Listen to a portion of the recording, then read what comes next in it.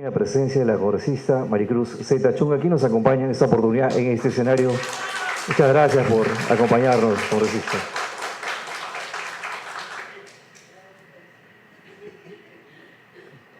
Bien, damas y caballeros, vamos a dar a nombre de la oficina de... Doctor Ponce, ¿sí? Damos inicio. A nombre de la Oficina de Participación Ciudadana, dentro de sus programas Terrorismo Nunca Más, recibe la más cordial bienvenida a este conversatorio Operación Histórica contra el MRTA, 30 años después de la recaptura del terrorista Rincón Rincón. Antes de dar inicio a esta actividad, quiero invitarlos a ponerse de pie para entonar las sagradas notas del himno nacional del Perú.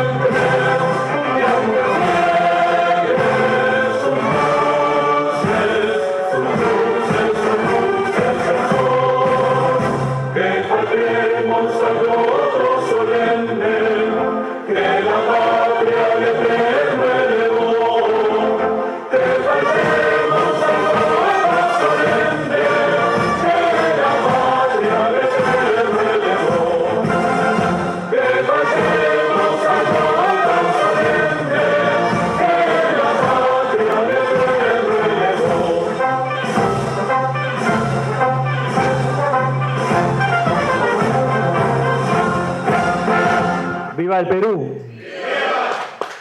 Pueden tomar asiento, por favor.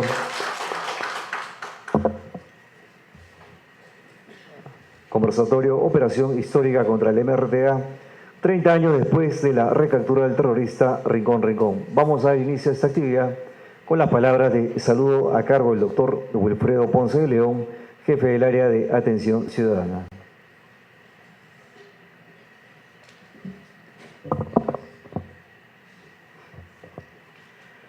Señoras y señores, muy buenas tardes. Reciban de parte del primer vicepresidente encargado del Congreso de la República, congresista Fernando Rospigliosi Capurro, un cálido saludo. La Oficina de Participación Ciudadana, a través del programa Terrorismo Nunca Más, desarrolla esta importantísima jornada de memoria y reflexión para todos nosotros, para todos los peruanos. Hoy día conmemoramos los 30 años de la recaptura del terrorista Miguel Rincón Rincón.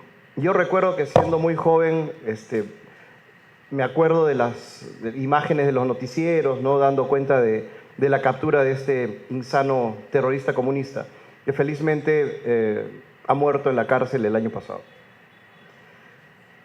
Nos honran hoy día con su presencia el general PNP Juan González Sandoval, ex jefe del grupo Bredet Dircote, el coronel PNP Joe Antonino Módica Boada, especialista en inteligencia y estrategia antiterrorista, y el coronel PNP Héctor Fernando Soto Chávez, jefe de la División de Investigación de Terrorismo Metropolitano de la DIRCOTE. A cada uno de ustedes, nuestro reconocimiento por su entrega, su servicio y su sacrificio para con la patria.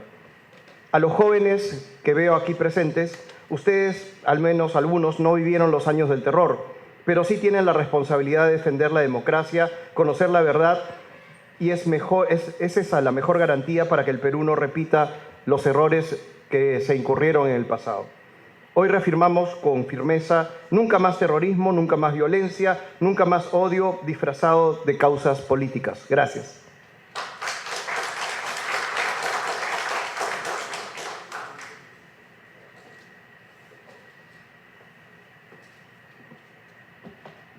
Gracias también a la participación en esta oportunidad del doctor Wilfredo Ponce de León, jefe del área de atención ciudadana, en este conversatorio sobre la operación histórica contra el MRTA 30 años después de la recaptura del terrorista Rincón Rincón. Bien, vamos a dar inicio entonces al ciclo de conferencias y permítame dar lectura brevemente a la semblanza del primer expositor.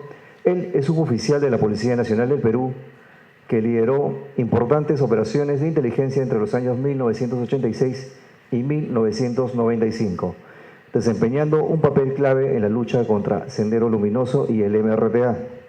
Dirigió la captura de mandos terroristas como Walter Palacios Sierra Alta, Héctor Aponte Sinaragua, Peter Cárdenas Esculte, Sergio Petruzzi y Miguel Rincón Rincón, además de desarticular destacamentos responsables de coches bombas y secuestros.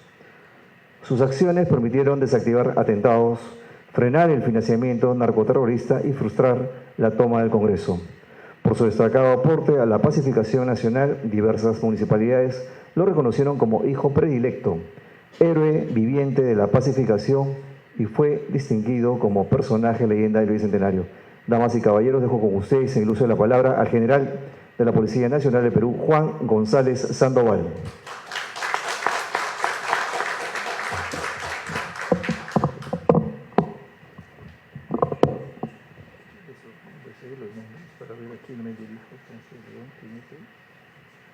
Waltercito, dame mis lentes.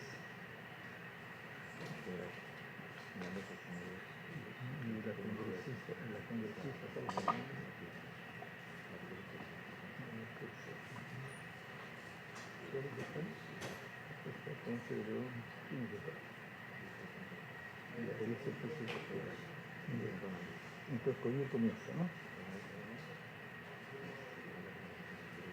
Ya, está bien.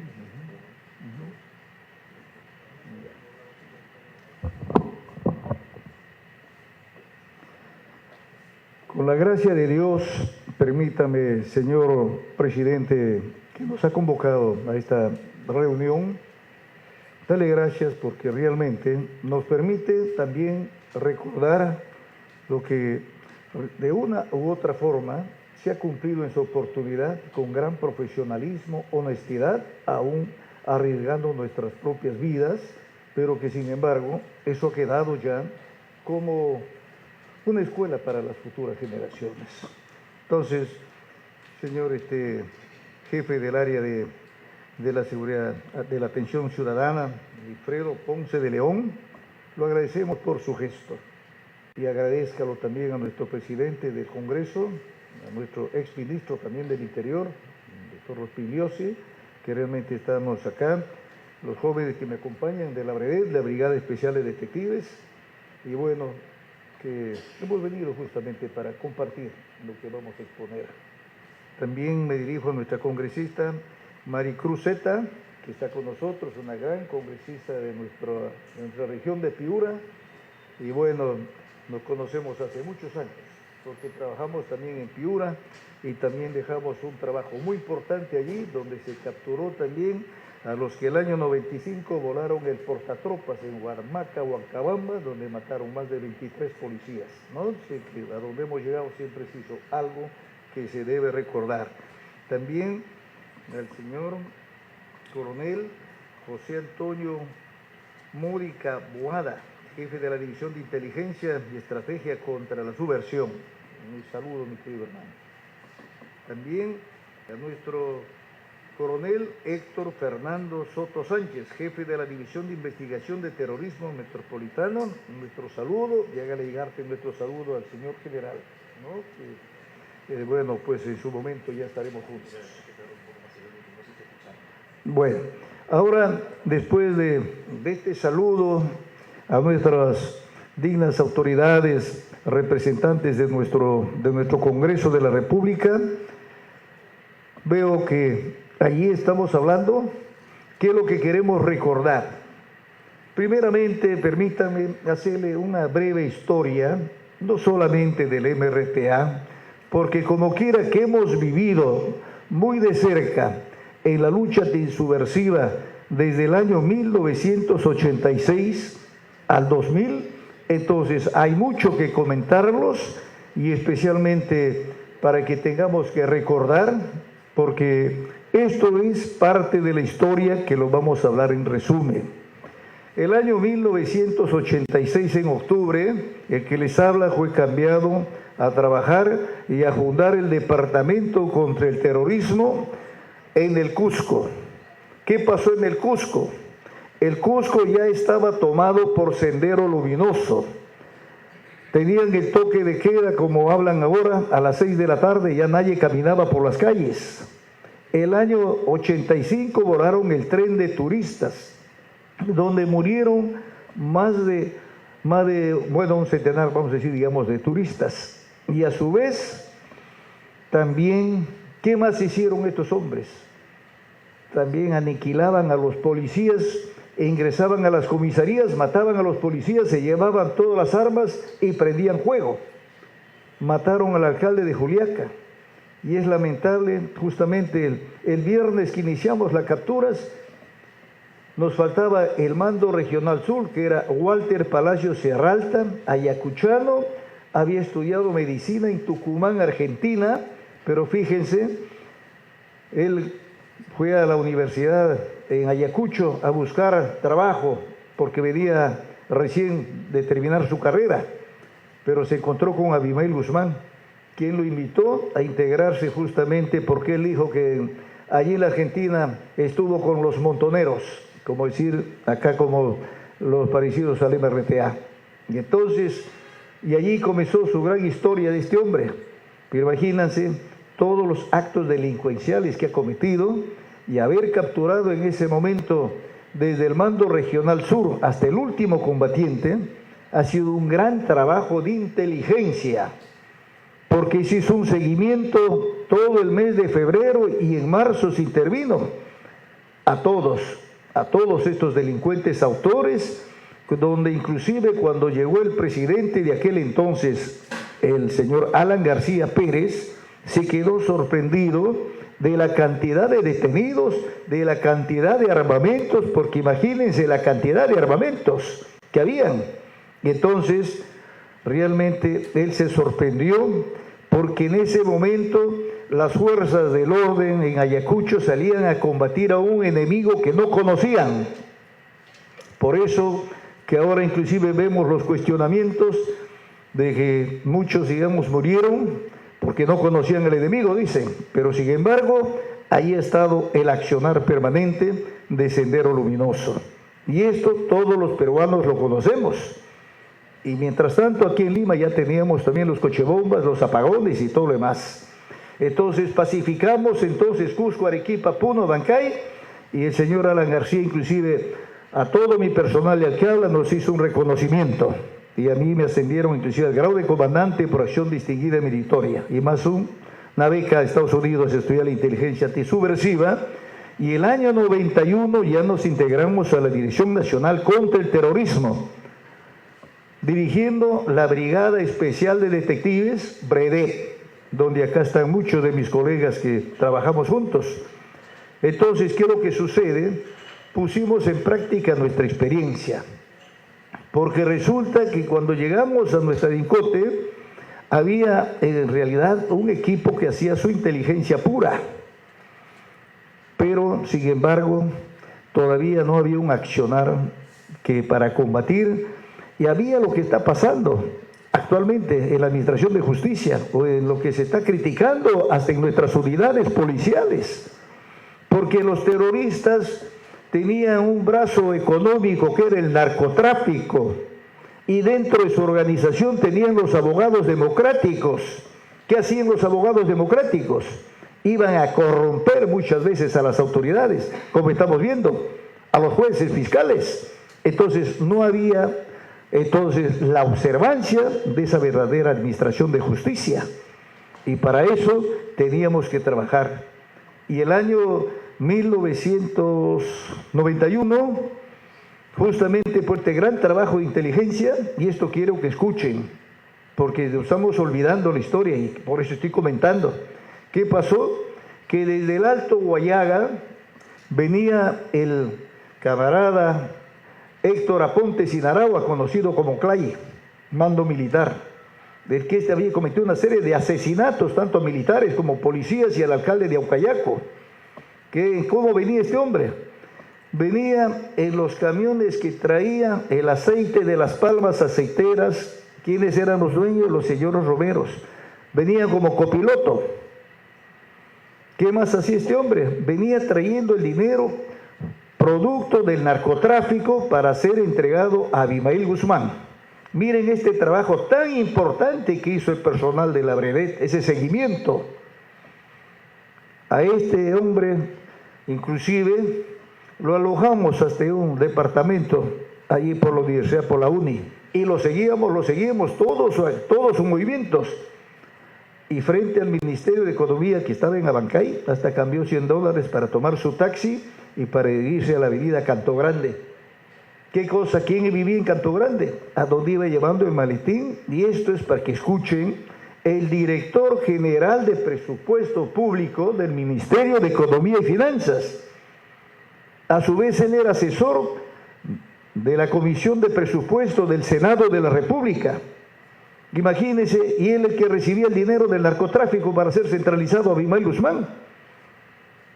Eso es un gran trabajo, y aparte que él tenía una tremenda casa allí por la avenida Canto Grande, donde tenía esta piscina, tenía todos sus... ¿ya? Y allí capturamos a una arquitecta que era la que tenía que ver con todas las torres de alta tensión para los apagones. Trabajo muy importante, estamos hablando del año 91. No había caído un mando tan importante. Entonces, y nuestro trabajo continuó, y en noviembre, en noviembre del año 92, hubo un trabajo también muy eficiente de todo mi personal bajo la dirección del que habla, trabajo de inteligencia, tanto hombres como mujeres. Eso era el trabajo. Logramos hacer un seguimiento total al famoso Peter Cárdenas Schultes, que era el que dirigía todos los secuestros a los prominentes empresarios para sacarles $3 millones y liberarlos.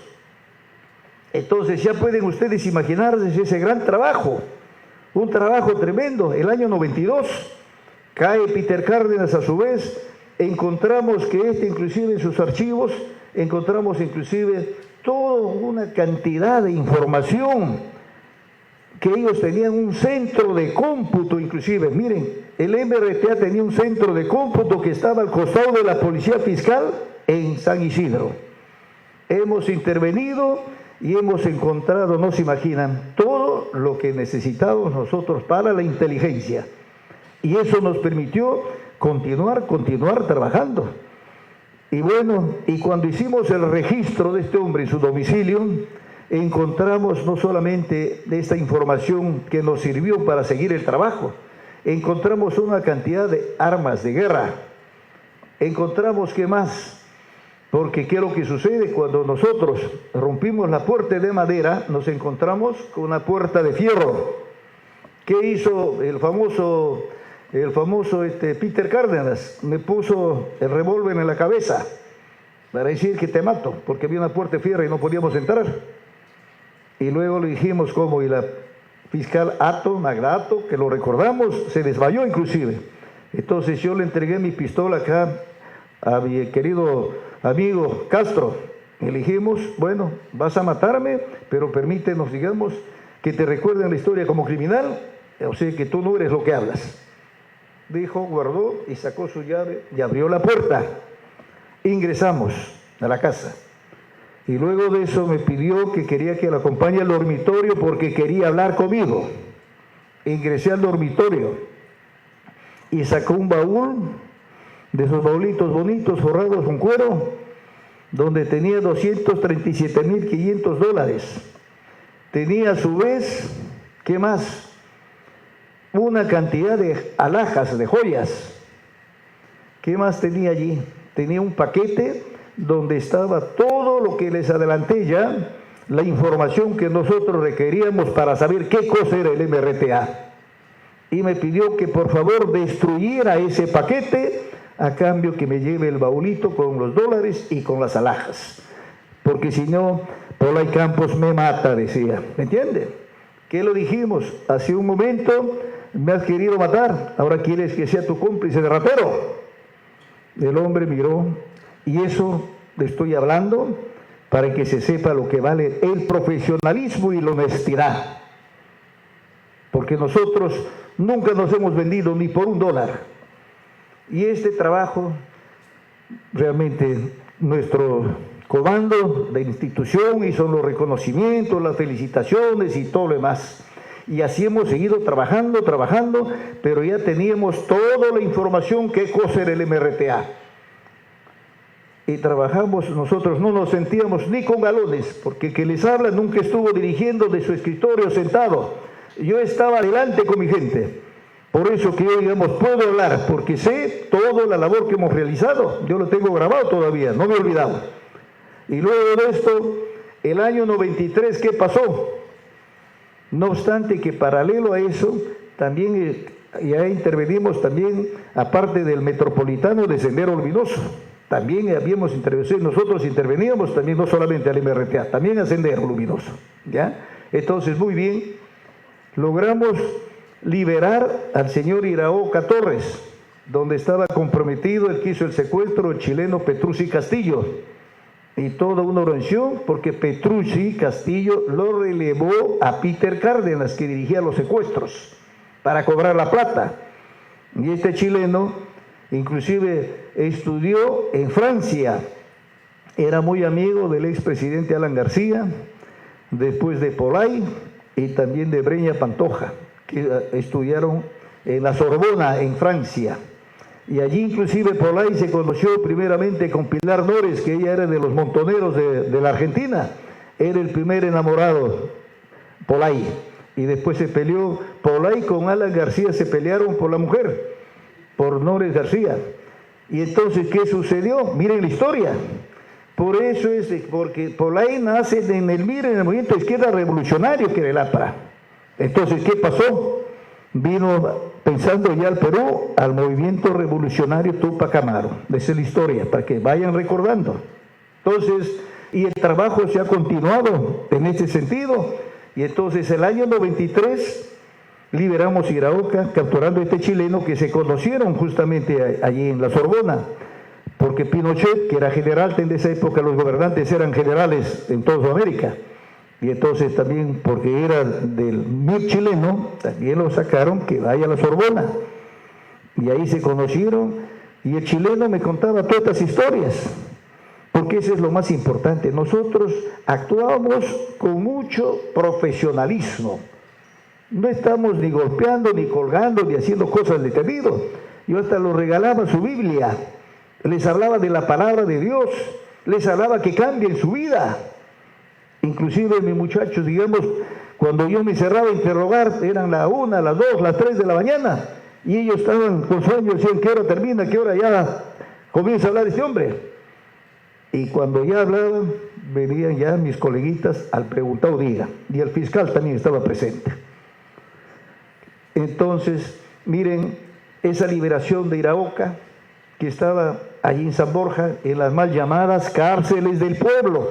Hemos estado escuchando últimamente en la prensa que están hablando de las cárceles del pueblo, pero sin embargo, los que intervinieron a todos estos delincuentes en las cárceles del pueblo que ellos denominaban, recordando inclusive que por ahí, hasta haciendo el túnel, el año 90 se escaparon también de la cárcel. Y ustedes conocen todas esas historias, pero nosotros lo llevamos siempre en mente porque el trabajo tenía que ser con mucho profesionalismo. Entonces, muy bien, liberamos al señor Iraoka, que estuvo secuestrado 7 meses. Lo agarraron a este hombre herido. Imagínense que el médico que lo sacó el proyectil lo hizo hasta sin anestesia, para que vean la humanidad de los que hablan estos sinvergüenzas. Y bueno, y pedían los 3 millones, que no los llegó a dar un solo dólar, porque los capturamos a los 3 chilenos, porque capturamos allí en Besalio, en San Borja, donde encontramos, ¿qué más? Un arsenal de armas, municiones, explosivos, computadoras. ¿Qué más encontramos? Inclusive una imprenta que tenían allí. Y encontramos la cantidad de documentos, de DNIs, de personas que ellos se hacían pasar como tales. Ha sido el trabajo que nosotros nos servía para continuar nuestra labor. Y así por el estilo hemos continuado. Y entonces cuando nos hablan qué pasaba, digamos, después del año 95, avanzando porque hay otros casos más que se han visto.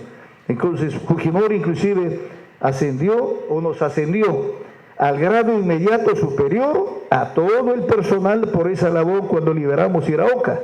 Y nos dio inclusive $1 millón de dólares que nos repartieron así en unas pequeñas cantidades, pero que todos recibimos su platita. Yo me gozo porque mi personal lo compraron su carrito, su departamentito, para algo sirvió, pero ha sido un premio por honestos. Y el señor Iraoka, que dijo: señor presidente, a estos hombres honestos, valerosos, quiero darles también el 1% de los 3 millones. Adelante, dijo Fujimori, y él con su maquinita, su computadora, dijo tanto, a cada cual, presente todos los muchachos. Miren, qué bonito, ¿no? Entonces, y así hemos seguido trabajando, ¿no? Pero no hemos perdido de vista, porque también estuvimos interviniendo, digamos, en Socorro Popular de Sendero Luminoso, cuando en el RIMAC, ya en conjunto con el GEIN, inclusive trabajamos, porque estamos apoyando con nuestra experiencia, porque ellos estaban practicando la inteligencia pura. Entonces yo le dije a Benedicto: hay que aplicar la inteligencia operativa. Y muy bien, él me entendió. Y nos juntamos inclusive para los seguimientos, los 2 equipos, y logramos capturar a la líder de Socorro Popular en el RIMAC y 3 más que eran de Chosica, de la Normal. Bueno, y así hemos continuado y llegamos ya a este tema. De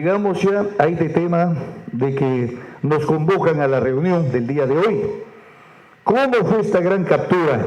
¿Cómo fue, digamos, cuando nosotros hacemos la operación histórica, como aparece, y todos los medios de comunicación difundieron, cuando se frustra la toma del Congreso de la República? Esto ha sido un trabajo tremendo de inteligencia y seguimiento, no de un día ni de 2 días. Porque el panameño Castrillón y la norteamericana Lori Lorenzo, ellos hicieron la fachada de una pareja para alquilar la casa. Pero ellos venían ya desde Panamá con el Castrillón y se vinieron a Quito, donde se encuentran con Serpa Cartolini. ¿Para qué? Para que Serpa Cartolini les dé todas las indicaciones, lo que tenían que hacer. Y luego vinieron acá, se encontraron con Rincón y alquilaron esa casa de La Molina, ellos haciendo la fachada, que eran una pareja. Y allá se juntaron Rincón, Lori Benenson, Castrillón, ¿quién más? Y unos jóvenes que vinieron desde Pichanaki, de la selva central. ¿Y cuál era el planeamiento? El planeamiento era que estos jóvenes y todos ellos iban a vestirse uniformes de policía militar. Pero esto no ha sido un trabajo muy simple. También convocaron a los bichos jóvenes que estaban infiltrados en la Universidad de San Marcos, donde hicimos otro trabajo importante, inteligencia. Entonces ellos iban a venir a apedrear al Congreso para golpear a esos 3 militares que estaban de servicio en la seguridad. Pero no solo eso, en la universidad también había otro hermano del que movía en la universidad, que era profesor en Comas. Él movía a los que eran del SUTEC, a los que estaban con el MRTA. También para que ese día vengan a apedrear. Era universidad y era este grupo de profesores. Entonces, ¿qué iba a pasar? En ese momento que estos 3 militares que estaban de seguridad frente a lo que iban a apedrear los dirigentes estos que estaban de la universidad y del SUTEC, entonces allí iba a aparecer el camión portatropas, vestidos, todos ya tenían el uniforme de policías militares que compraron, vestidos con los uniformes, según ellos, para tener que ayudar a esos policías militares que ya no podían hacer nada. Y así iban a ingresar y tomar el Congreso de la República. Eso fue el planeamiento que ellos hicieron. Entonces ingresaban y una vez que tomaban el Congreso de la República, iban a canjear con sus líderes principales que estaban presos. Fue un trabajo tan importante que realmente el mismo presidente, cuando observó, y paralelo a esto, algo más, que inclusive el año 91 se nos escaparon 3 terroristas que no logramos capturarlo. Estos terroristas se fueron a Bolivia. ¿Qué hacían? Se juntaron con un ex militar que era un capitancito de retiro y allí formaron otro destacamento del MRTA, donde secuestraron al empresario Doria Medina, que últimamente fue candidato a presidente. Es un hombre que ha sido ministro de Industria inclusive, y lo pedían 3 millones para liberarlo, y lo dieron 1,5 millones, y ese hombrecito, ese berretista, se vino desde Bolivia trayendo, y nosotros vimos en la Plaza San Martín cuando está entregando justamente ese dinero a Castellón, al panameño, y comenzamos a seguirlo de la Plaza San Martín. Se fue a José a sacar su pasaje para Juliaca, no había, luego se fue a la avenida Tacna, a Aerocontinente, y allí encontró los pasajes, y nosotros no teníamos que ir a la casa. Así donde estuvimos, nos embarcamos en avión a Juliaca y luego a Puno y al día siguiente a Bolivia. Y allí hablamos con el agregado policial, bueno, que estaba en la embajada. ¿Para qué? Para que también se haga el trabajo de inteligencia en Bolivia. Y juntamos con el personal de Bolivia y se logra liberar a Doria Medina. Imagínense. Frustramos la toma del Congreso y paralelo se libera a Doria Medina. Entonces, esto es el trabajo que realizó y muchas veces, digamos, esto no estamos recordando. ¿Qué hubiera pasado si hubieran estos delincuentes terroristas tomado el Congreso de la República? ¿Cómo estaría nuestro país? ¿Cómo estaríamos nosotros en este momento sin reconocer ni siquiera, muy poco se habló de esto? Porque ha sido un gran trabajo de inteligencia, donde no hubo el gran costo de vidas. Mataron, digamos, a un policía, porque nuestro personal actuaron con prudencia y se tuvo que pedir inclusive apoyo a las demás instituciones dentro de nuestra policía, porque la balacera era, como dicen, de adentro, con armas de fuego, no era la pistolita, eran de largo alcance. Y todas esas cosas se ha pasado, se ha vivido. Entonces, cuando nos ponemos a analizar y veo a mis amigos que trabajaron muy de cerca conmigo y a toda nuestra policía, que también nuestra DINCOTE, que trabajaron también en la lucha antisubversiva, entonces es el comando, como yo digo, que debía estar reconociendo a estos valerosos policías. Hoy están corriendo, haciendo gestiones para que lo reconozcan porque se dio una ley para ver si le pueden dar su bonito. Sale el reconocimiento, ¿y qué pasa? Yo eso es lo que no entiendo ahora. Tienen que ir a pensiones de la policía y pensiones los deniega y dicen apelen al ministro y después ¿qué? Vayan al Poder Judicial para que denuncien y allí nosotros lo vamos a reconocer. No obstante que la ley está presente. Entonces, si las instituciones cumplen todo esto, yo cuando veo a mis colegas del Cusco que están viejitos, a mis colegas acá que me piden por favor que vaya a tocar puertas, me pongo a pensar, a mí nunca, digamos, yo he estado tocando puertas. Hasta ahora, bueno, recién el 10 de septiembre vieron ustedes que me pusieron el collarín del héroe de la paz y la democracia. Y yo no he gestionado. Supongo que alguien que conoció nuestro trabajo me habrá propuesto. Pero sin embargo, yo veo por el personal, discúlpeme, para que le hagamos llegar a nuestro presidente del Congreso también, cómo será posible, las leyes están dadas, y esto es algo vergonzoso, que puedan estar tocando puertas cuando el comando tiene en su relación, conoce quiénes son estos policías y van a estar gestionando, haciendo gestiones. Acá tengo las señoras viudas, inclusive el señor representante de nuestro presidente del Congreso, están las señoras viudas acá. Imagínense, ¿es factible esto? Entonces, quiero que también hacerle ver esto para que se haga conocer, porque es una oportunidad que usted nos ha dado a través de esta ceremonia, que lo agradecemos, porque necesariamente nuestro Perú debe conocer lo que realmente ha vivido. Y algo para agregar, porque esto es lo que está pasando en estos momentos. ¿Qué es lo que está pasando con el tema de la inseguridad? No se está observando la verdad. Abimael Guzmán en el año 95 sacó un comunicado desde la cárcel. ¿Qué cosa hizo? Eso le entregó a Quintero Sayón, que es el que lo acompañó a la China el año 68 para conocer qué decía Mao Zedong sobre el tema, digamos, de las revoluciones comunistas. Entonces, ¿qué es lo que sucede? Él entonces dijo, ¿por qué tomaron el arma? Porque hablamos con Abimael, él decía porque quería abreviar la toma del poder a través del fusil, porque el otro partido comunista del Perú decían, donde estaba Rabines, ¿qué hacían? El pueblo unido jamás será vencido. Y esos dirigentes, ¿qué hacían? Los mentían al pueblo. Iban a decir y estaban cobrando plata de los gobiernos de turno. Y eso es entonces, por eso es que Abimael Guzmán dijo, vamos a hacer esto. Pero lo más importante es que escuchen acá para que se pueda trabajar leyes inclusive. ¿Cómo será posible que Abimael Guzmán, y ese documento nosotros lo incautamos, dice, dejen las armas a los últimos dirigentes que tenía Sendero y van a realizar el trabajo de identificación con los grandes problemas del pueblo, para lo cual viene la estrategia. ¿Cómo? Van a tener que infiltrarse en todas las organizaciones sociales. Ahí están gritando afuera. Van a tener que infiltrarse en las organizaciones de Estado. Van a tener que infiltrarse en las organizaciones militares y policiales, aún en las iglesias. Ese es el mandato que dejó Abimael Guzmán. Yo no sé si la gente desconoce. Y ojalá a través de esta reunión que tengamos con nuestro gran representante aquí, digamos, de nuestro presidente del Congreso, vayan conociendo, porque se están dando leyes que no responden a la realidad. Inclusive sobre este tema que estamos pasando hemos presentado, señor, 3 proyectos de ley. No estamos, ¿por qué la inseguridad ciudadana? No es por lo que estamos hablando.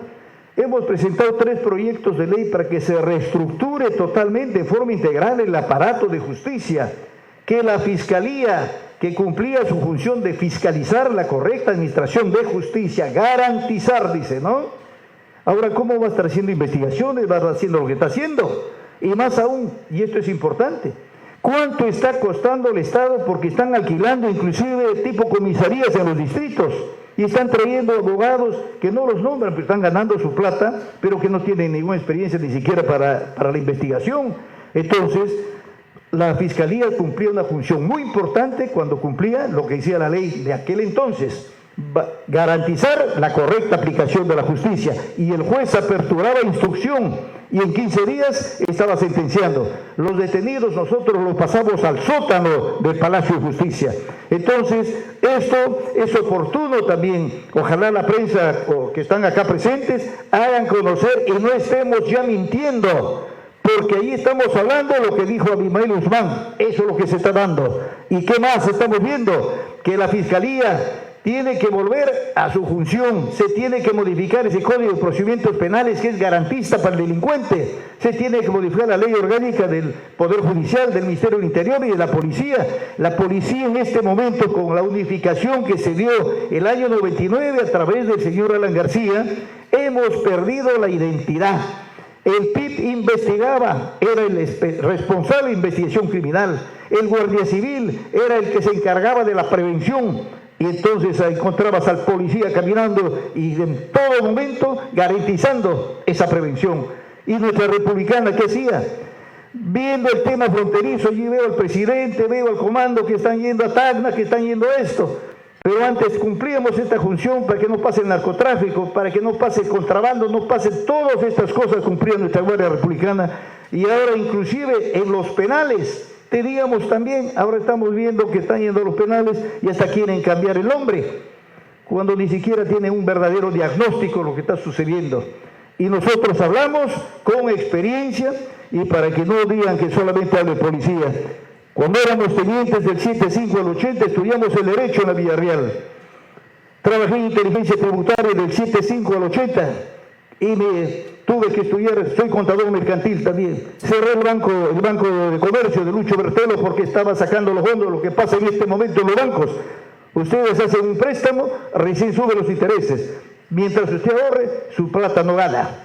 Y eso estaba sucediendo y le intervenimos también y tomamos ese banco porque los fondos de los ahorristas estaban saliendo a Panamá. Y entonces, había una ley que no podían sacar plata fuera del país. Por eso que se intervino y vino la marcha de los 4 suyos y lo quemaron ese edificio. Entonces, se está hablando en forma veraz, porque testimonio que no es veraz no sirve. Entonces, mis queridos hermanos, espero que esta exposición que estoy haciendo responde a la realidad de nuestro Perú. Responde también a que nuestras autoridades reflexionen. No estamos en este momento para estar respondiendo en base a ¿qué? Al oportunismo, decía Basadre. 200 años de vida republicana que hemos cumplido en 2021. ¿Quiénes gobernaron al país? Preguntan.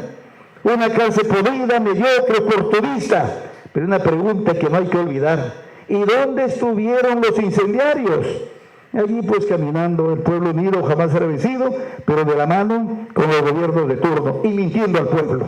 Entonces, gracias mi querido señor presidente de esta oficina muy importante de la seguridad.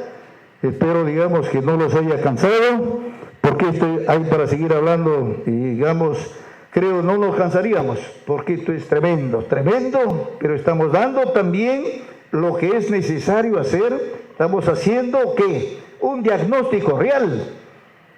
Ahora, ¿qué va a pasar con tantos candidatos políticos? No estamos viendo los planeamientos estratégicos de corto, mediano y largo plazo. ¿Dónde están las grandes potencialidades de nuestro pueblo? En la minería, en el petróleo, en la agricultura, en la pesquería, en el turismo. Vemos que está saliendo nuestros minerales envueltos, digamos, declaran solamente, ¿qué cosa declaran? Cobre, pero el cobre tiene aliados, oro, plata, zinc. Y he trabajado en Piura. ¿Qué está pasando en Sechura?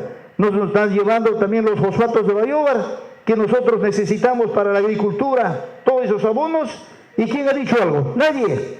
Entonces, para mí ha sido una oportunidad, porque yo presenté esos 3 proyectos de ley al Congreso el año 2014, cuando era presidente de la Unión de Oficiales Generales, como también gestioné el 2% que nos estaban robando a los militares y policías. ¿Quiénes? Malos gobernantes. Eso es la verdad. Entonces, y eso lo tiene también el Congreso, que yo les hice llegar los documentos, y vamos a hablar con nuestro presidente en su momento, que conoce también el señor Rospigliosi, a quien lo conocemos, ¿no? Y entonces, porque nuestro pueblo necesita justamente de hombres probos, honestos, que realmente tengamos que trabajar bajo los lineamientos reales de nuestra realidad nacional. Y si nosotros seguimos con esta gran mentira, yo no sé qué nos espera. Ahí están identificados ya entonces quiénes son los que están moviendo, están cumpliendo el mensaje de Aníbal Guzmán. No es que lo capturo el que está correteando con la carretilla, que ya metió bala, que a esto. ¿Dónde está el seguimiento para saber quiénes son los que están mandando, haciendo todo esto? A eso le dan 100, 200 soles y hacen sus crímenes, piden la extorsión. Se han olvidado que el MRT extorsionaba, se han olvidado que Sendero también mataba por plata. Eran narcotraficantes, traían la plata. O se han olvidado que Peter Carla Schulte, que también nosotros los hemos capturado, a los tres delincuentes que del Alto Guayaga, que abastecían a Sendero Luminoso de droga y de plata, pero ¿qué más? Imagínense, hasta nuestros amigos de nuestra Fuerza Armada iban en helicóptero también hasta donde estaba sacando la droga, y a recibir cupos. Y el gran asesor que hacía, cobraba $50 mensuales. Y eso también lo hemos tomado nota. Yo no estoy hablando lo que me parece, porque así declaró Chávez Peñarera, el gran Vaticano, el narcotraficante. Y ahí está en el atestado, y nosotros lo hemos dicho públicamente, porque nunca hemos tenido miedo. Nos decían te paso a retiro, no me interesaba, pero sí trabajamos con honestidad, donde no teníamos miedo a la gran mentira. Y acá están mis colegas que han trabajado bajo los mismos lineamientos y bueno, y ellos saben perfectamente que la honestidad es muy importante. Y yo les hablaba, hay que recordar que inclusive hay un gran mandato en la Biblia que dice, en Mateo número 5, versículo 9, bienaventurados los pacificadores, porque ellos serán reconocidos como hijos de Dios por el amor del Padre. Y permítanme ustedes, quien conoce al Señor, primero está Dios, y Él es quien nos dirigió, quien nos guardó hasta ahora, porque a mí me pusieron hasta perro bomba en la puerta de mi casa. Me han hecho seguimientos, y acá está, a que lo conocíamos, al de la Brevet, a mi querido Landa, que lo decíamos el Motelo. Él me caminaba en la motocicleta porque a mí me estaban haciendo seguimiento para matarme. Y yo tenía que escaparme de todo eso. Entonces, y me ven caminando, y yo no les tengo miedo, porque yo les buscaba, inclusive a estos mismos, y me fui a Abimael Guzmán y fui a decirle, ¿por qué me quieren matar? Yo te he tratado bien cuando estuvimos acá. Y cuando intervenimos, lo apoyé inclusive a Jiménez Vaca para la captura que se hizo Abimael Guzmán. Y esto, muy bien, todos lo reconocemos y lo recordamos. Muy bien, queridos señores, gracias por la invitación y también por la oportunidad. Y a todos ustedes, mis queridos colegas, Dios me los bendiga y sigamos siempre en los caminos de Dios con honestidad, sirviendo a nuestro prójimo con amor, sabiendo que la plata no sirve para nada. Lo que nos sirve es el amor y la gratitud que podemos guardarlo. Muchas gracias.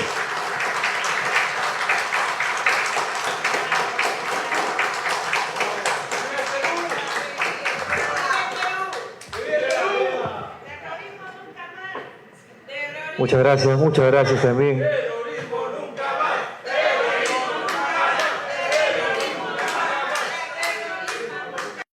Así es, Terrorismo Nunca Más. Ese es uno de los programas que tiene la Oficina de Participación Ciudadana del Congreso de la República. Y vamos a continuar entonces con esta conferencia que ha sido muy amena, muy interesante por parte general. Solo que cortamos un poco los tiempos a los demás expositores que nos están acompañando esta tarde, noche. Bien, siguiente participante. Es licenciado en Pedagogía, egresado de la Escuela de Posgrado de Humanidades y Ciencias Sociales de la Universidad Privada San Pedro de Chimbote. Es oficial superior de la Policía Nacional de Perú, egresado de la Policía de Investigaciones del Perú en el año 1983, con formación en los centros de capacitación, especialización y posgrado de la Policía Nacional de Perú y en la Escuela Estatal de la Policía de Luisiana, esto es en Estados Unidos, en especialidades de inteligencia estratégica, táctica y operaciones de inteligencia contra el terrorismo. También jefe de la División de Inteligencia Estratégica contra la Subversión y el Terrorismo Nacional e Internacional. Docente en las escuelas de capacitación y de posgrado de la Policía Nacional de Perú en análisis estructural de organizaciones terroristas, planeamiento y guerra política. Bien, damas y caballeros, dejo con ustedes en el uso de la palabra al coronel de la Policía Nacional de Perú, José Joe Módica Boada. Bienvenido.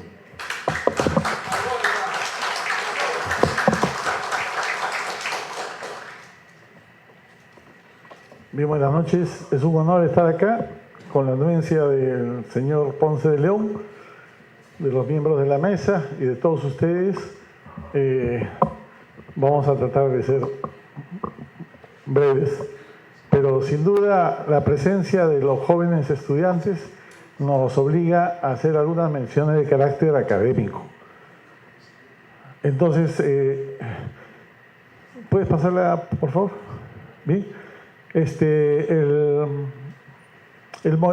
La organización terrorista que se autodenominó como Movimiento Revolucionario Tupac Amaru surge el año de 1982 a partir de la confluencia de pequeñas organizaciones políticas y otros movimientos de la izquierda ideológica radical y extremista, ¿no? Que todos ellos tenían un denominador común: buscar la violencia revolucionaria o la lucha armada para destruir las estructuras políticas y sociales existentes en el país y refundar un nuevo Estado. Referencialmente, tengan en cuenta que el año 80 el país había recuperado la democracia después de muchos años de dictadura militar, que tenía un perfil de carácter socialista. Eso para que se desmienta a estos actores políticos de la izquierda que dicen que el país nunca estuvo gobernada por la izquierda. Pues el país ha estado gobernada por la izquierda desde hace muchísimos años, ¿no? Desde la década del 60, más específicamente, con el golpe de Estado de Juan Velasco Alvarado en el año 68.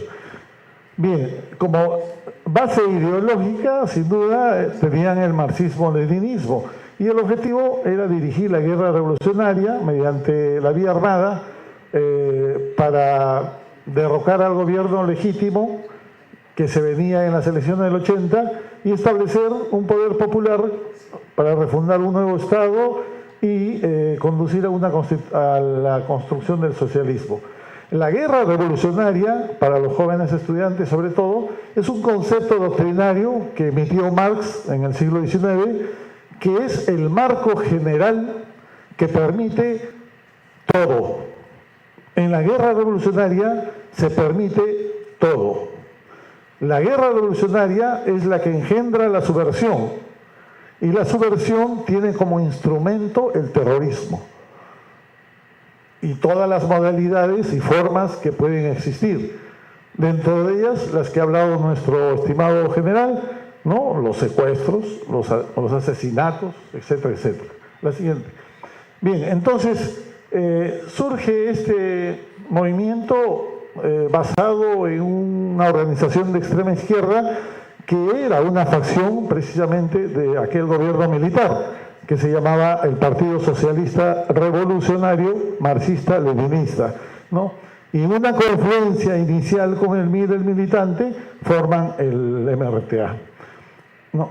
Y como factores determinantes, sin duda, alentados por los éxitos temporales y pasajeros que tenían algunas organizaciones de extrema izquierda, como por ejemplo las FARC o el M-19 en Colombia o el Ejército de Liberación Nacional, ¿no? Alentados por todo esto, alentados también por el impulso que tenía Cuba, ¿no?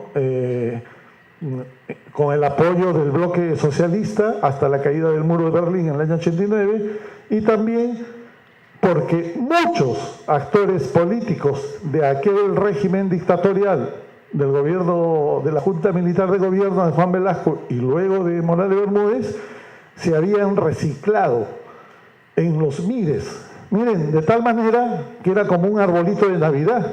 Existía el MIR Yaguarina, el MIR El Militante, el MIR Confluencia, el MIR Victoria, el MIR de la Puente, el MIR El Militante, el Voz Rebelde. Entonces era un gran negocio crear un MIR para los actores de extrema izquierda, porque recibían una subvención económica del bloque socialista. Acá yo les presento una línea de tiempo con algunos eventos destacados. No me voy a hacer referencia ya a estos, ya lo hizo en su exposición nuestro general González, ¿no? Pero sí, por ejemplo, quiero destacar que el MRTA inició asaltando bancos, de tal manera que el año 82 creíamos que era una banda de asaltantes que había surgido y era la que cometía asaltos, hasta que se descubrió que no eran bandas de delincuentes comunes, sino eran estructuras militares terroristas del MRTA que estaban asaltando bancos y ya comenzando a hacer secuestros para acopiar recursos económicos y armas de fuego. Entonces, no es novedad que la extrema izquierda, en su versión más radical, siempre ha recurrido a la crueldad y a la violencia, ¿no? Ya conocen ustedes la historia de las terribles cárceles del pueblo, que eran cárceles de 1 metro por 1,80 metros, donde los secuestrados, mejor dicho, sufrían horrores, ¿no? Horrores. Y muchos de ellos incluso no sobrevivieron a los secuestros, como el caso, por ejemplo, de un empresario minero, David Bayón Vera, que era un hombre de casi 2 metros, de casi 100 kilos, y luego de varios meses de estar secuestrado, su cadáver fue hallado en la vía pública y el hombre pesaba ni 40 kilos. O sea, esos niveles de horror, de crueldad, son los que siempre han identificado al terrorismo, ¿no es cierto?, a estas organizaciones marxistas, leninistas de extrema izquierda. Y tenemos, por ejemplo, hoy en día, un proceso judicial que se le lleva a la cúpula del MRTA por el crimen, la masacre de las Gardenias. Las Gardenias era una discoteca en Tarapoto, frecuentada por homosexuales, a donde un grupo del MRTA, de terroristas del MRTA, ingresa y los asesina. 8, 9 personas. Es el único crimen de género o el único crimen de odio que existe en el país. No existe ningún otro crimen de odio. ¿Por qué?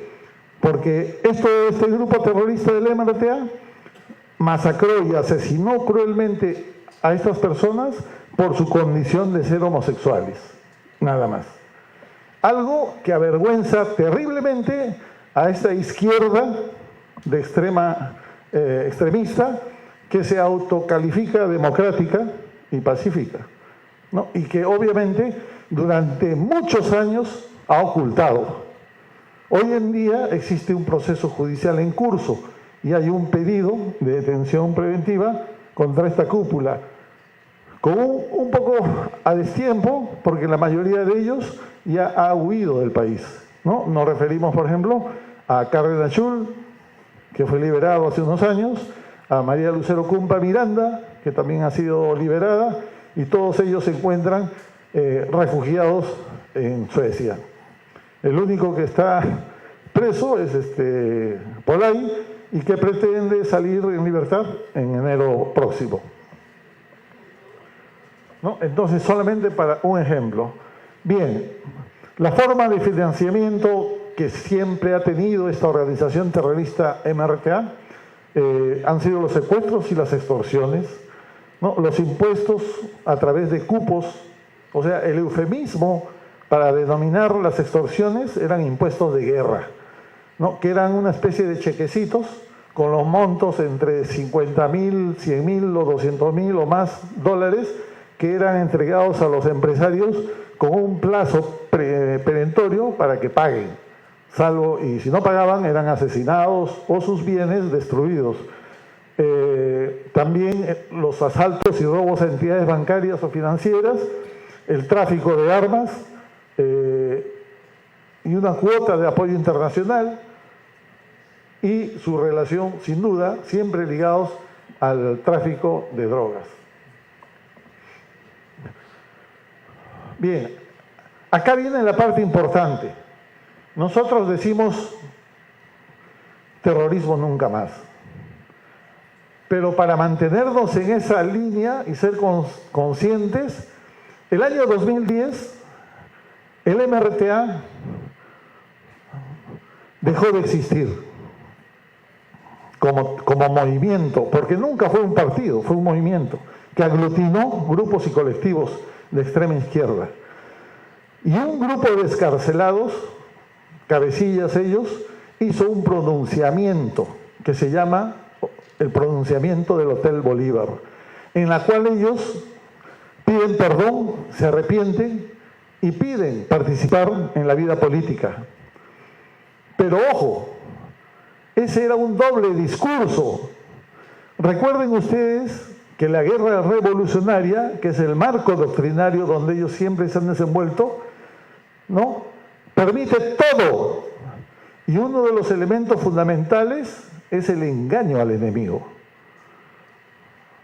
Entonces ellos hacen un doble discurso y a la vez que lanzan esta proclama, que muchos seguramente inocentes o ingenuos, mejor dicho, habrían aplaudido, hacen un doble discurso y se manifiestan en proceso de reconstitución.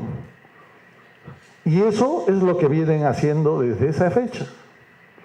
Un franco proceso de reconstitución que tiene que ver, como se ha dicho antes, con infiltración en todos los estamentos y la conformación de múltiples organismos generados para que actúen en todo el ámbito de la actividad social, política y económica. Todo esto amparados o legitimados, según ellos, en lo que fue el Foro de Sao Paulo, que se constituye precisamente a la caída del muro de Berlín, cuando desaparece la Unión Soviética y dejan de tener el financiamiento que habían tenido hasta ese momento. Entonces, caudillos del comunismo en la región, como Fidel Castro, como Chávez, ya muertos los dos, dan un giro estratégico y regresan al trabajo doméstico en la región y hacen una apertura política a la estrategia, ¿no?, que es la construcción del socialismo del siglo XXI. Ese es el marco ideológico, las bases ideológicas, como se dice, la base de unidad partidaria que amparan el accionar de los organismos generados bajo un proyecto nuevo, que es el proyecto político revolucionario marxista-leninista tupac-amarista, que es el denominador común para todos estos organismos generados, que se han de constituir en determinado momento en un frente de extrema izquierda, a semejanza como lo fue el MRTA en la década de los 80-90. ¿Puede pasar al siguiente? Entonces, ya para acabar,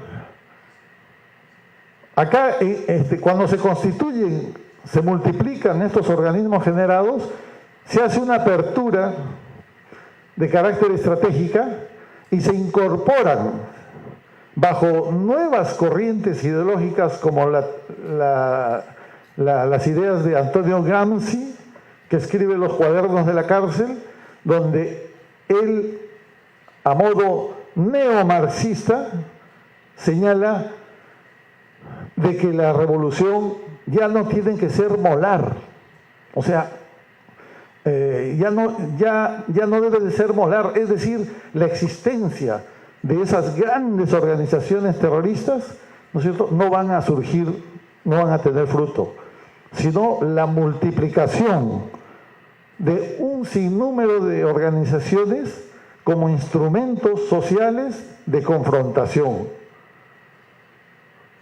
Entonces, proclama, hay que capturar la cultura, hay que capturar la educación, para cambiarle la mente a las personas, para lograr consenso. No necesitamos el uso prolongado de una acción armada, porque cambiándole la mente o capturando el pensamiento de la masa, de la población, a través de la cultura y la educación, se facilita, ¿no es cierto?, la conquista del poder político y la transformación de una sociedad. Y en esa labor, en esa tarea, están empeñados actualmente.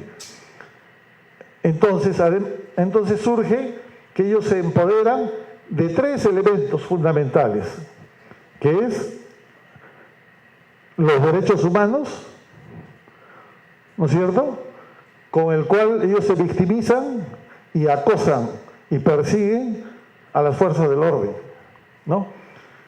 Hoy en día, vean ustedes, existen 108 terroristas presos a nivel nacional.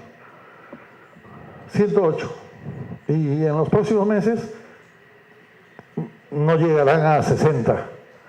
Sin embargo, existen más de 2.000 efectivos de la policía y de las Fuerzas Armadas en procesos judiciales. Es por eso que quienes se oponen férreamente a que se aplique la ley que ha sido aprobada de amnistía, precisamente es por eso.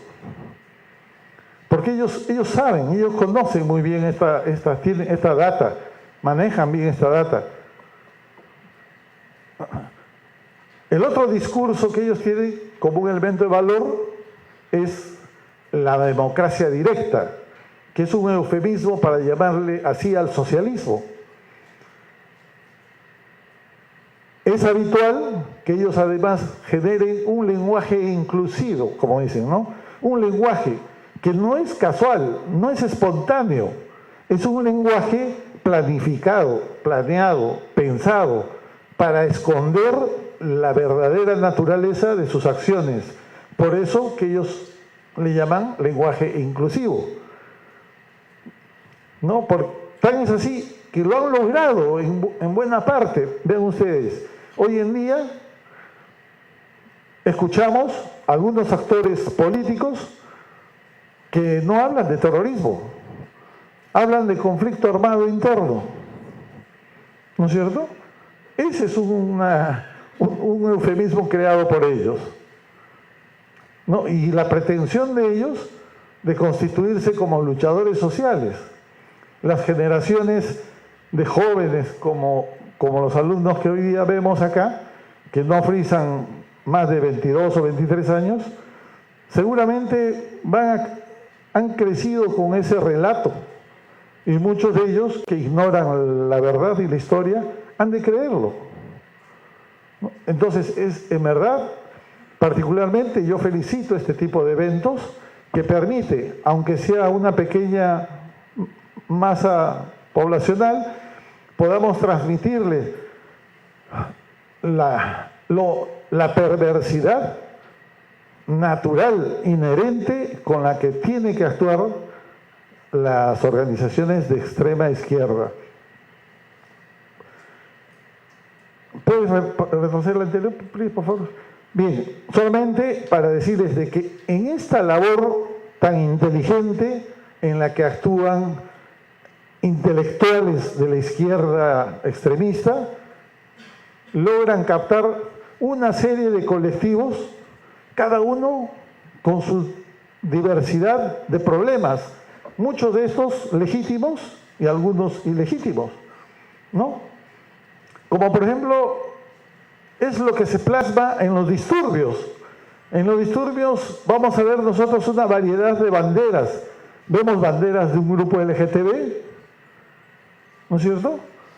Que dicen socialistas lesbianas, por ejemplo, ¿no?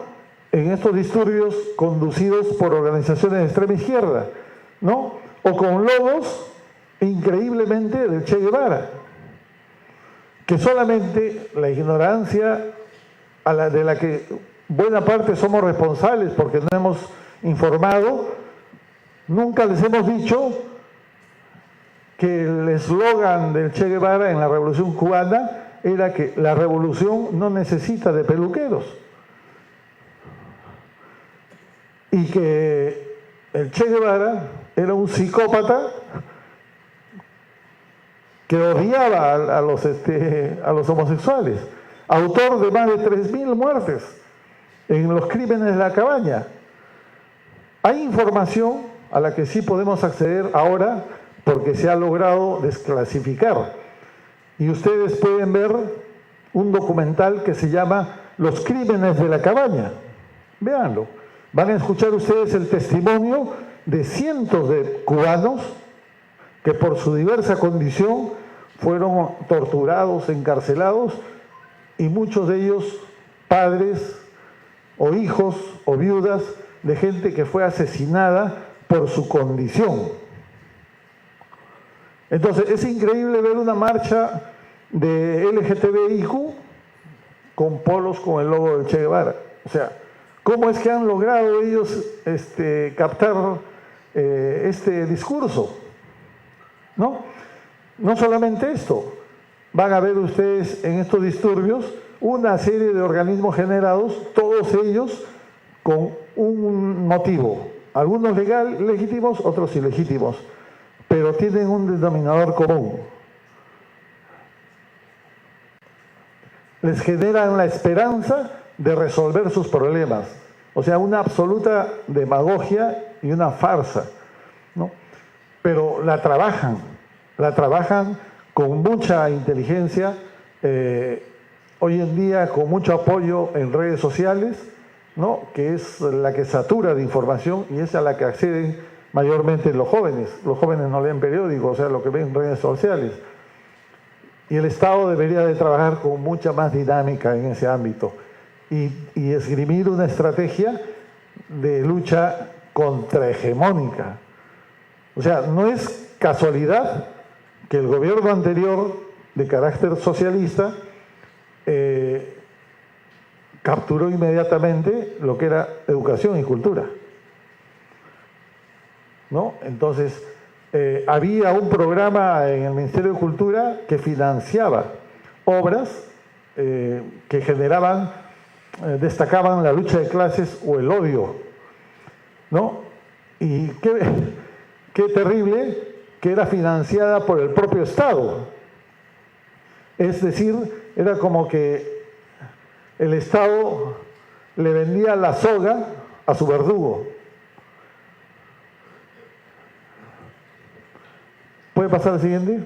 Entonces, este es un flash simplemente para que ustedes visualicen algunas de los organismos generados que hoy en día actúan en esta estrategia de lucha contrahegemónica, de lucha cultural, y que realizan acciones subversivas para afectar el orden interno, ¿no?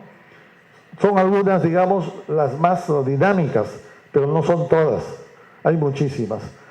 Entonces, parafraseando a un famoso peruano, en verdad no ha terminado la subversión, no ha terminado el terrorismo, que es un instrumento de la subversión, es solo un instrumento de la subversión.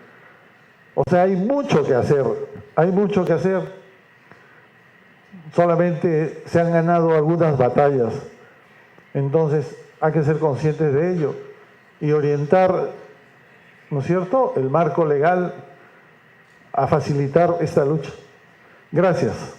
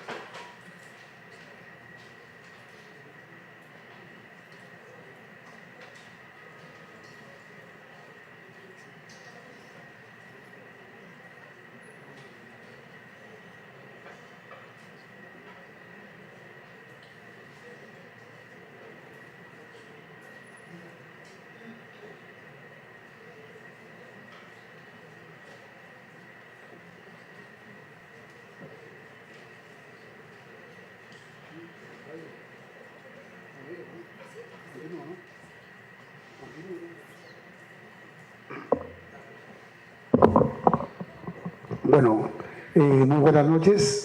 Continuando con el programa, después de haber escuchado las palabras del coronel PNP en retiro, José Antonio Módica Joada, un testimonio pero extraordinario, una conferencia magistral. Hoy tenemos la palabra del coronel PNP Héctor Fernández Soto Chávez, jefe de Investigación y Terrorismo Metropolitano DIRCOTE, con toda una larga experiencia en todo este tema de lo que es el terrorismo. Mi coronel, por favor, un aplauso para nuestro coronel.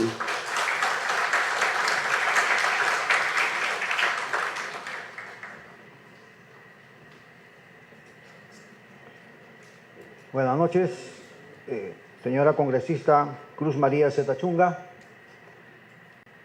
señor Wilfredo Ponce León, jefe del área de atención ciudadana del Congreso de la República, mi general Juan González Sandoval, mi coronel Joey Antonio Módica Boada, amigos integrantes de Bredet, jóvenes cadetes y alumnos de nuestra Policía Nacional del Perú, señoras y señores, es para mí un honor hacer uso de la palabra en representación del señor general de la Policía Nacional del Perú, Julio Óscar Mariño Ripa, director contra el terrorismo, quien por razones del servicio no le ha sido posible asistir a este magno evento en el que se conmemora la captura del sanguinario terrorista Miguel Rincón Rincón, camarada Francisco, integrante del autodenominado Movimiento Revolucionario Tupac Amaru, considerado malintencionadamente por algunos organismos internacionales y ONGs como un grupo armado que operó en nuestro país en la década de los 80 y 90, que fue fundado por estudiantes y trabajadores y personas con rechazo al sistema político y económico de la época en nuestro país. Sin embargo, los que conocemos la verdadera historia de la barbarie acontecida en esa nefasta etapa de nuestro país, sabemos y afirmamos que el MRTA no es otra cosa que una organización terrorista, responsable de actos violentos como secuestros, asesinatos, asaltos y otros ilícitos penales como medio para lograr sus objetivos políticos y militares. Sus acciones buscaban generar el terror, zozobra, caos y desestabilizar al gobierno para tomar el poder, siendo uno de sus actos terroristas más conocidos la toma de la residencia del embajador japonés en la ciudad de Lima en noviembre de 1996 y se prolongó hasta abril de 1997.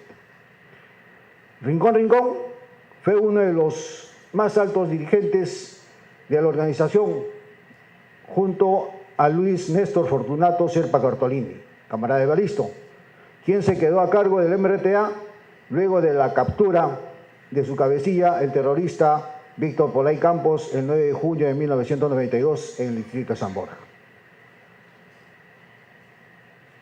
Recordando esta fecha que nos convoca a esta reunión, el 30 de noviembre de 1995, en horas de la tarde, luego de un paciente trabajo de inteligencia operativa policial y seguimientos efectuados por detectives del entonces Diviter II, ex Bredet, de esta emblemática Dirección contra el Terrorismo, Miguel Rincón Rincón fue capturado tras un enfrentamiento armado en una residencia del distrito limeño de La Molina, junto a 17 emerretistas, abortando de esta manera el macabro plan de la toma del Congreso. En su intento de huida, junto a los emerretistas, tomaron como rehenes a una familia, incluida una niña. Luego del enfrentamiento fue capturado, juzgado y condenado a cadena perpetua por los denominados jueces sin rostros. Posteriormente su condena fue modificada a 32 años de prisión, cumpliendo su condena inicialmente en el penal de máxima seguridad de Yanamayo, Puno, y posteriormente en la base naval del Callao, donde falleció el 11 de diciembre del 2024, a los 73 años de edad, a causa de un cáncer en fase terminal. El Estado peruano, muy acertadamente, dispuso la cremación de sus restos en cumplimiento a la ley 31352, que permite disponer que cadáveres de los cabecillas terroristas sean incinerados y dispersados sus cenizas en lugares reservados.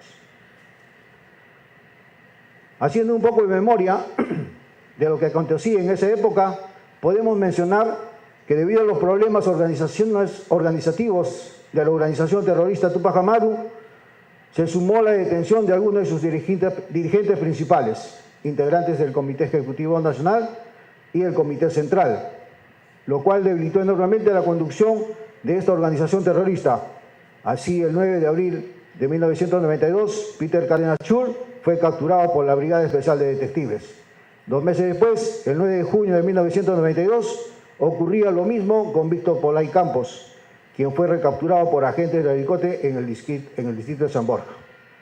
A mediados de 1992, solo 2 integrantes del Comité Ejecutivo Nacional se encontraban en libertad: Néstor Serpa Cartolini y Miguel Rincón Rincón. El primero de ellos asumió la conducción del MRTA en reemplazo de Víctor Polay Campos. En esas circunstancias, dirigentes emergentistas en libertad, Néstor Serpa Cortolini y Miguel Rincón Rincón, fueron evaluando las posibilidades de la excarcelación de sus integrantes en el mediano plazo. Según Miguel Rincón, era necesario rescatar a los cuadros revolucionarios para continuar con su denominada lucha revolucionaria, pero el gobierno había cerrado todos los márgenes de resolución política o legal.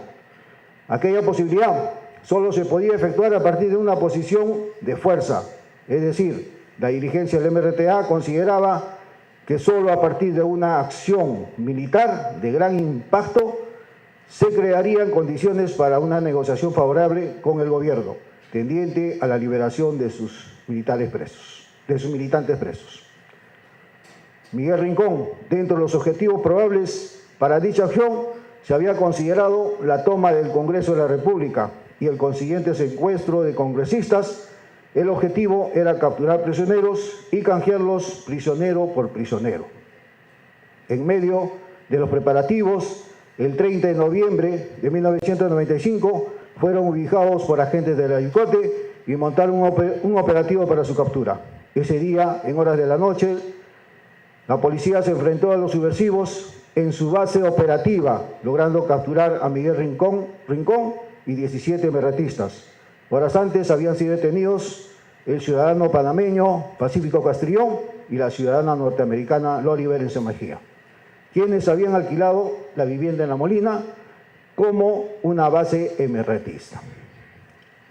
Es preciso resaltar el rol fundamental que cumplieron nuestros antecesores, integrantes de los grupos especiales de la Dirección contra el Terrorismo, en este caso la Brigada Especial de Detectives, BREDET, encargados de la lucha contra el terrorismo, específicamente contra la organización terrorista Tupac Amaru, aplicando no solamente la metodología de la investigación, sino también de inteligencia operativa policial en los diferentes casos, doctrina que demandaba esfuerzo y dedicación, sobre todo en las actividades de observación, vigilancia y seguimiento, para ser debidamente aprovechadas para concretar capturas y detenciones de los terroristas del MRTA.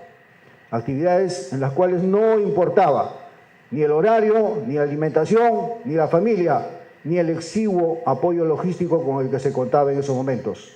Lo que importaba era conseguir el objetivo: identificar, ubicar y detener a los delincuentes terroristas y ponerlos a disposición de la autoridad competente para el juzgamiento correspondiente. En esa época, este grupo de hombres y mujeres dircoteros de corazón respondieron a la altura de las circunstancias, con resultados que saltaron a la vista. Centenas de capturas de mandos políticos, mandos militares, responsables, combatientes, integrantes de destacamentos zonales, destacamentos especiales y algunos aparatos de la organización terrorista Tupac Amaru y Sendero Luminoso. Señoras y señores, amigos todos, la captura de Miguel Rincón salvó la institucionalidad democrática de nuestro país, al impedir que el terror golpeara directamente al Congreso. Fue un acto de justicia histórica que reivindicó el derecho a la vida, la dignidad y la seguridad de miles de peruanos víctimas del terrorismo. Se demostró eficacia, preparación y compromiso de la Policía Nacional de Perú y en particular de la Dirección contra el Terrorismo para proteger a la ciudadanía frente a amenazas terroristas bajo nuestro lema institucional: luchamos por la paz. Y sobre todo, nos recordó que la democracia exige vigilancia permanente. La libertad y el orden constitucional no se defienden solos, se defienden con valor, disciplina, dedicación y honestidad, como lo dijo nuestro general. Por esos motivos, exhorto a todos que mantengamos viva la memoria histórica de lo que intentaron efectuar las hordas terroristas en nuestro país. Reafirmemos nuestro compromiso con la democracia y el Estado de Derecho y fortalezcamos a las instituciones encargadas de la defensa de la paz y la seguridad nacional. Hoy, al rendir este testimonio ante ustedes, lo hago con la convicción de que el Perú, nuestro Perú, merece una vida en libertad, sin miedo, con justicia. Que que la captura del camarada Francisco no quede un dato histórico más, sino como un símbolo de lo que somos capaces de hacer cuando defendemos nuestra patria. En tal sentido, me atrevo a decir que mientras exista la IRCOTE, nunca más terrorismo, nunca más violencia, siempre democracia, siempre Perú. Muchas gracias.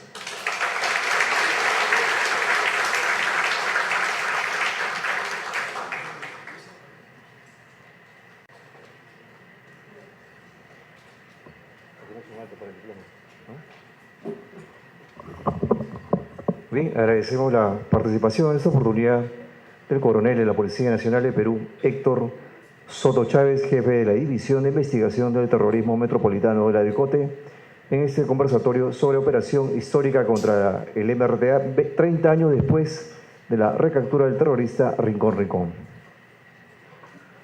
Y con la venia de la mesa de honor vamos a proceder a un acto de reconocimiento y vamos a invitar por favor que se ponga de pie el general Juan González Sandoval. Se le va a hacer un reconocimiento en esta oportunidad.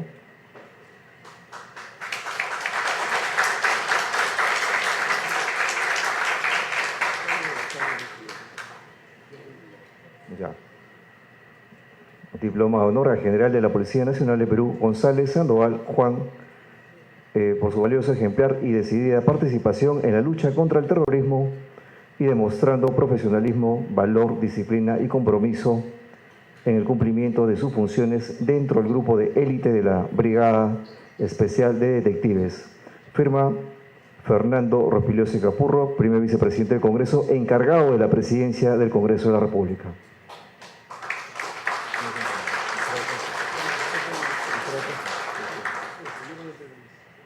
Bien, en esta oportunidad vamos a invitar al doctor Carlos Mejía para que haga entrega del mismo.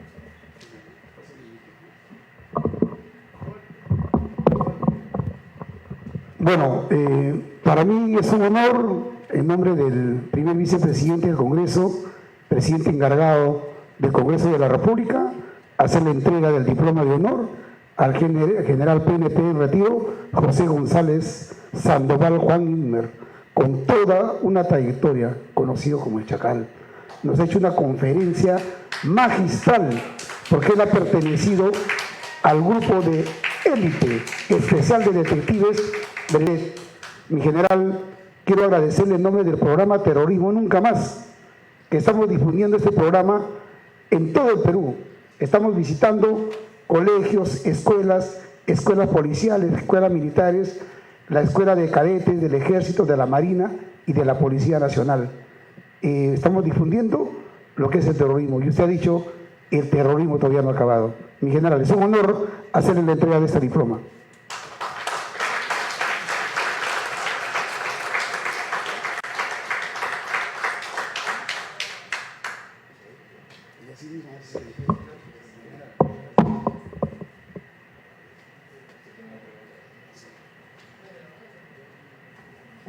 Bien, y continuando con los reconocimientos, nos acompaña el doctor Carlos Mejía, responsable de este programa Terrorismo Nunca Más de la Oficina de Participación Ciudadana, y vamos a invitar al señor Agustín Castro Cuyutupac. Fuerte los aplausos, por favor. Reconocimiento personal de la Policía Nacional de Perú por su apoyo ejemplar y decidida participación en la lucha contra el terrorismo, demostrando profesionalismo, valor, disciplina y compromiso en el cumplimiento de sus funciones dentro del grupo de élite de la Brigada Especial de Detectives BREDET. Firma Fernando Rospigliosi Capurro, primer vicepresidente del Congreso, encargado de la presidencia del Congreso de la República.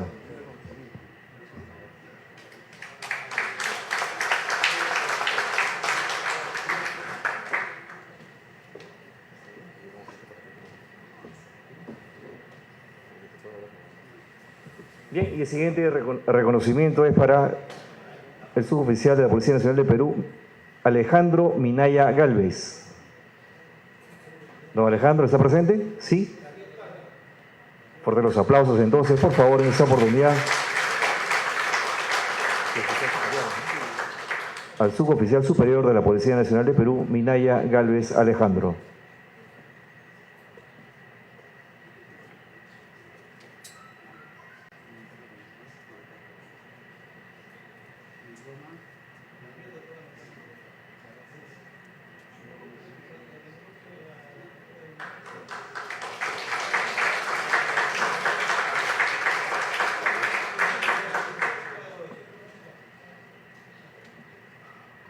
Siguiente reconocimiento al suboficial superior de la Policía Nacional de Perú, Jorge Otaiza Valderrama.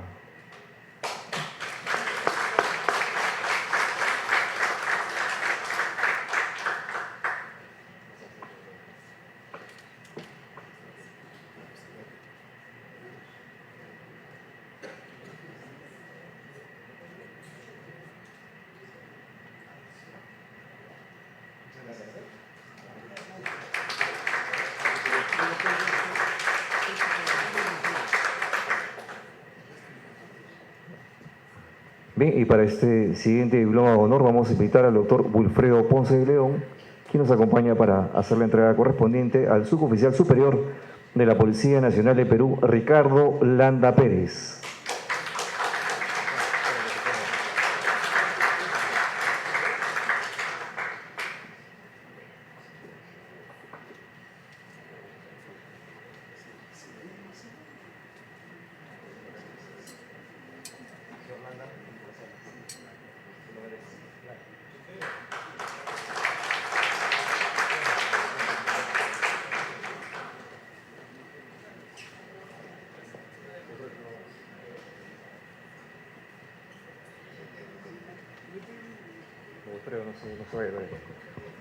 Bien, siguiente diploma de reconocimiento al suboficial técnico de primera de la Policía Nacional de Perú, Norma Quenta Barrantes.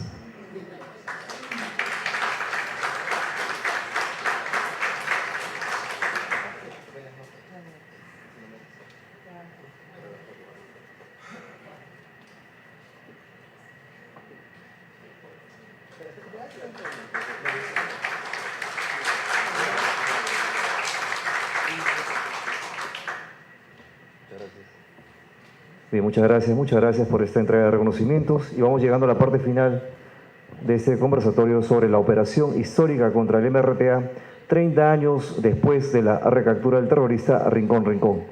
A nombre de la Oficina de Participación Ciudadana y el programa Terrorismo Nunca Más, agradecemos la gentil asistencia de la Mesa de Honor a los integrantes y también a la distinguida concurrencia. Se les invita a la foto de estilo y luego se les invita a un compartir al momento de salir del hall de ingreso. Muchas gracias con todos, muy buenas noches.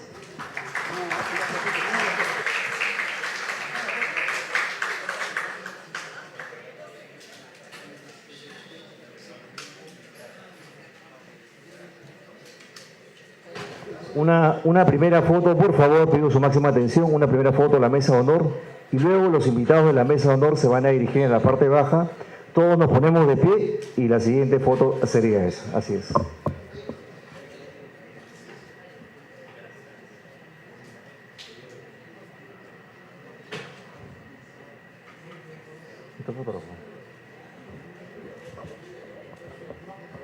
Sí, bien. Entonces, sí, bajamos, por favor.